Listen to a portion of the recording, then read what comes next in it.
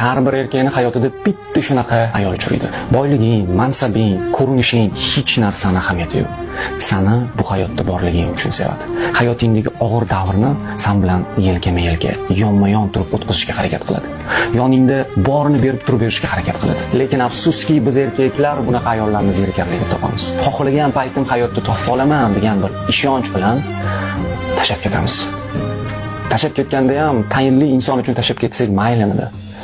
Shunchaki qiziqarli tuyulgan 3-4 kunlik ayollar uchun tashlab ketamiz. Hammasini tushunib yetganimizda afsuski kech bo'ladi. Mana murojaatim erkaklarga, kapalak ketidan qo'rqib, gul yo'qotib qo'ymang.